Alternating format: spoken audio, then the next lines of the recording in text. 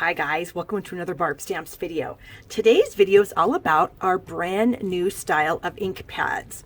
And now, I'm sure most of you are aware by now that Stampin' Up! Has come out with some brand new styles of ink pads along with some brand new colors.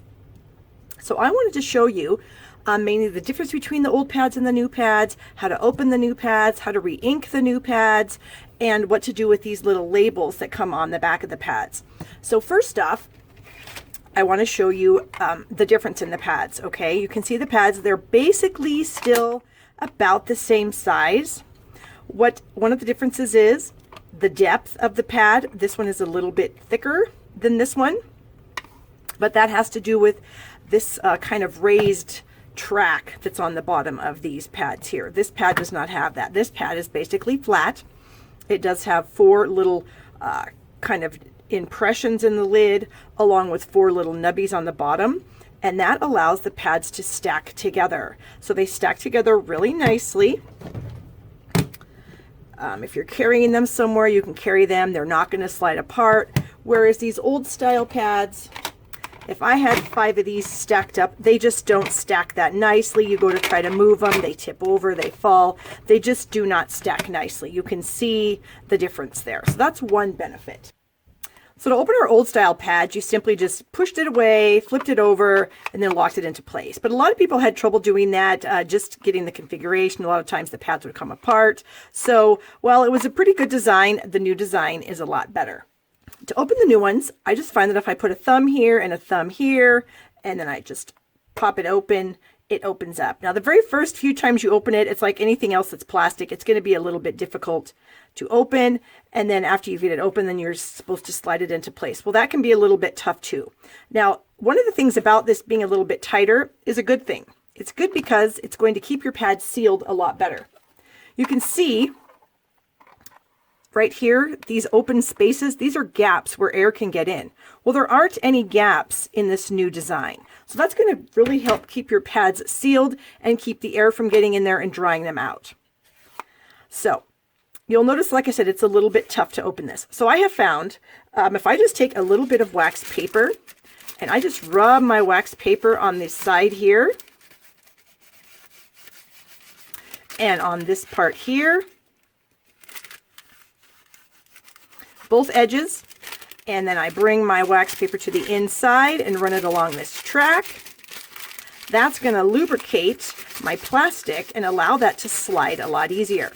Now, I have seen people use candles to do this, and while a candle may work just great, I personally don't recommend it because the candles leave little bits of wax. When you rub it on there, little bits of the wax fall off. They're going to get inside your case, they're going to get onto your pad, and they're just going to make a mess.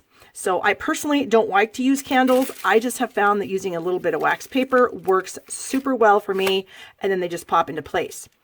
To close the pads, all you do is I just kind of press on this end just a bit with my thumb just to get it kind of started, and then I can pull my finger and thumb this way, flip it over, and close it. Again, using your 2 thumbs, open it up, lube it up, slide it into place, press it that way, pull the tray, and close it. So that's pretty simple, and like I said, it's amazing. The next thing we're going to talk about is the labels on the back and what I do with them. So we have the label sheet, and so I just take my fingernail and I just peel back the labels. And I like to leave the labels on the back and just remove this little plastic sheet here. So I end up leaving my words and tossing the other piece in the trash. Now, one of the words is actually, of course, Gorgeous Grape, which is English. We've got a couple other languages along with Japanese. All right, and then your other label is just this solid one here that doesn't have any writing on it. Now that one goes inside your pad. So you're going to open up your pad, you're going to close it up, and then this little tray right here, that is where this blank label is going to go. So I'm just going to press that down into the tray. Just using my pinky finger. If your pinky finger is too big, you could use, I've got a fork here, you could use the end of a fork, you could use a ballpoint pen, something. Okay, so that's going to help you identify what color pad you have open. When it's laying on the table, you'll know that it's purple. Okay, so we've got our label inside. Then this label with whatever language your country is. Of course, I'm in America, so in the United States, so I need English. This little guy is going to go right here on the front of your pad. Oops. About like so. So that when it's sitting on your shelf like this, you'll be able to read the color right from the front. Now, I like to also take sections of these labels, like this one here, where I have a little bit of excess that's not going to have a word on it. And I like to snip that off, and I like to put that at the end of my pad, so that no matter how my pads are facing me on my table or my desk, I'm going to be able to tell what color that is. Now you can also take the rest of these off and throw them in the trash, or you could label something else. I don't know, other things you may have that are gorgeous grape. You might want to cut that off and put it maybe on your cardstock file folder in your drawer.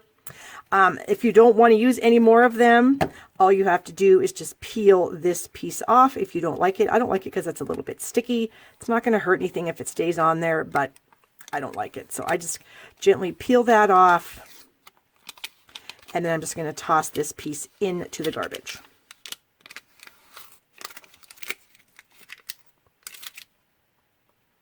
Get that last little bit off there. I don't have very many fingernails, but I have enough to get that off. Okay, so then my pad is nice and smooth. And you can see on this one, I did add a little piece. So if my pad happens to be upside down, I can tell what color it is. So I just like to use all those little bits to mark up all these different spots on the pad.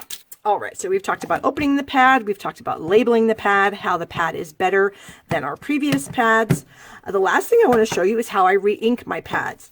Now this is our Call Me Clover, one of our new ink colors, and I have been using this quite a bit on some swaps, and so it's getting a little bit to the point where it needs to be re-inked. Now I have already done my wax paper trick with this, and look how easy that slides. Don't have any residue, I don't have any little bits of wax anywhere in my pad. So I'm going to take my Call Me Clover refill. Make sure it is Call Me Clover. It is. And I just like to sort of randomly squirt, in like some little rows around here on the pad.